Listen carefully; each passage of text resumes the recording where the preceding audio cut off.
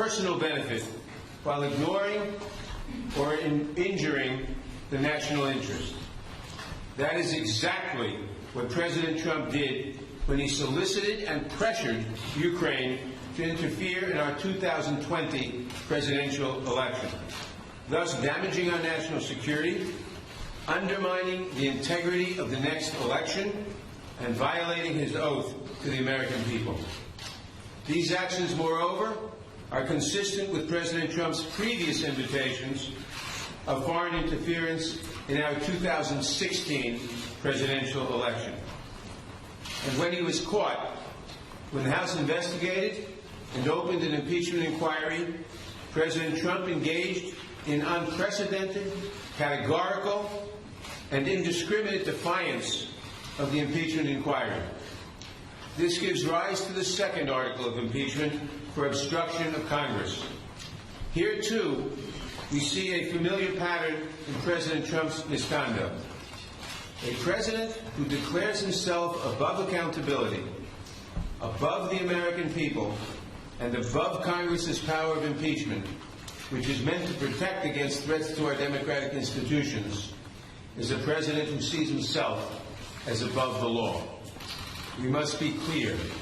No one, not even the president, is above the law.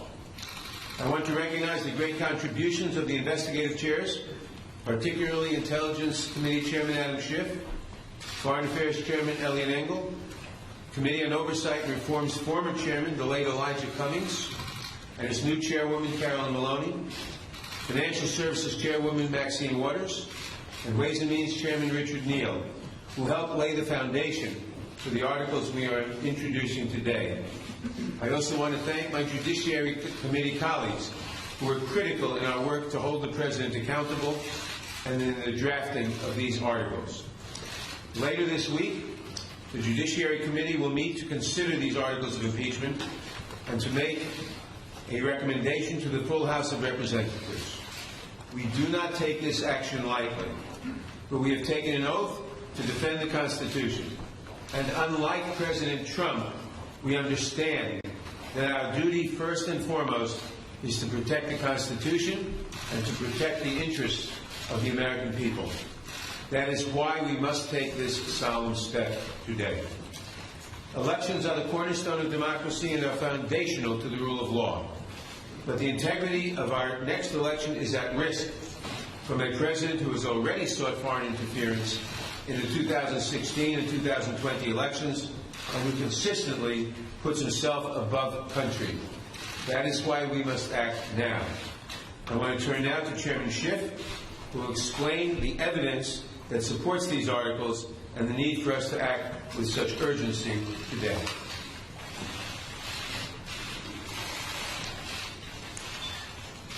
Thank you, Mr. Chairman. Thank you, Madam Speaker, and to my colleagues. Good morning. The framers of the Constitution recognized that someday a president might come to office who would abuse that office, betray the public trust, and undermine national security to secure foreign help in his re-election, and who would seek to abrogate the power of Congress to hold him accountable. They recognized this danger, and they prescribed a remedy, and that remedy is impeachment. It is an extraordinary remedy and one that I've been reluctant to recommend until the actions of President Trump gave Congress no alternative. We stand here today because the President's continuing abuse of his power has left us no choice. To do nothing would make ourselves complicit in the President's abuse of his high office, the public trust, and our national security. The President's misconduct is as simple and as terrible as this. President Trump solicited a foreign nation, Ukraine, to publicly announce investigations into his opponent and a baseless conspiracy theory promoted by Russia to help his re-election campaign.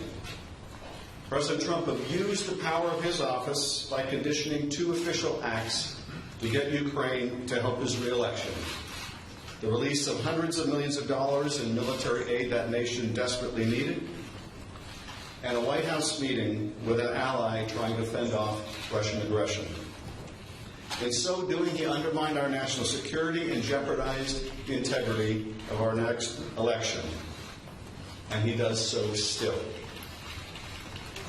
The evidence of the President's misconduct is overwhelming and uncontested. And how could it not be when the President's own words on July 25th, "I would like you to do us a favor, though," lays so bare his intentions, his willingness to sacrifice the national security for his own personal interests. And when the President got caught, he committed his second impeachable act, obstruction of Congress of the very ability to make sure that no one is above the law, not even the President of the United States.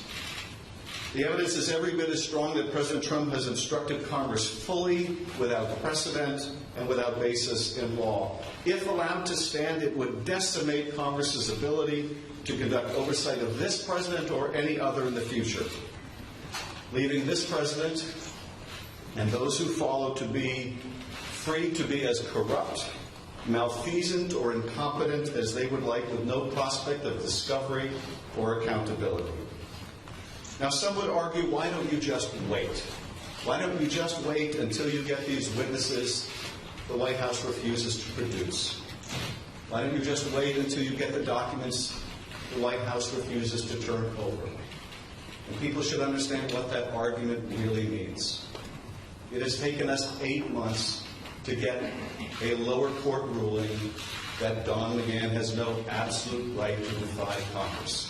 8 months for one court decision. If it takes us another 8 months to get a second court or maybe a Supreme Court decision, people need to understand that is not the end of the process. It comes back to us and we ask questions because he no longer has absolute immunity, and then he claims something else, that his answers are privileged, and we have to go back to court for another 8 or 16 months. The argument, why don't you just wait, amounts to this. Why don't you just let him cheat in one more election?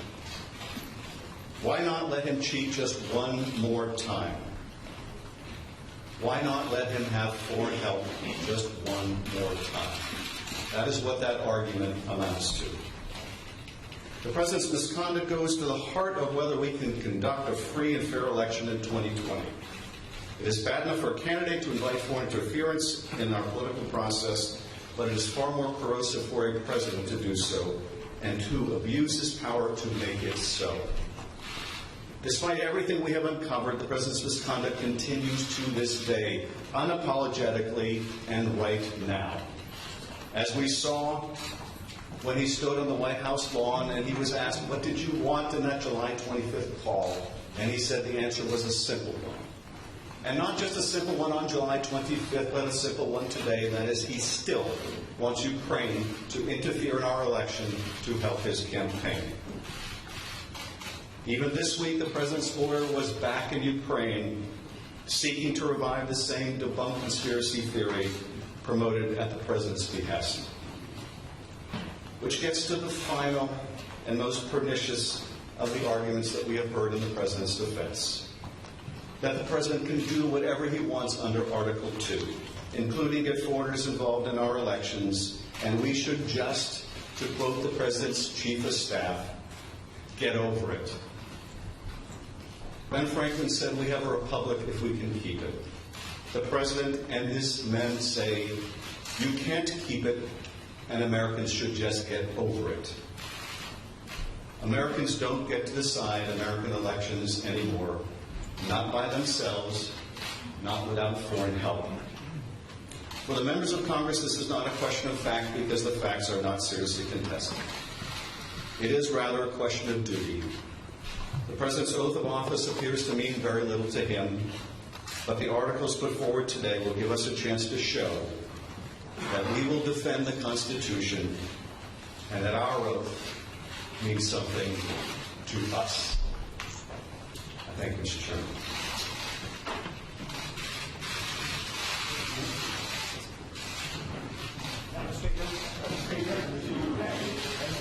Why not include the Mueller report? I'm trying to figure out why not include that? Keep it up, please. Thank you. Will you confident you made the case to the American people? What's the hell kind of thing you don't take questions? There's a...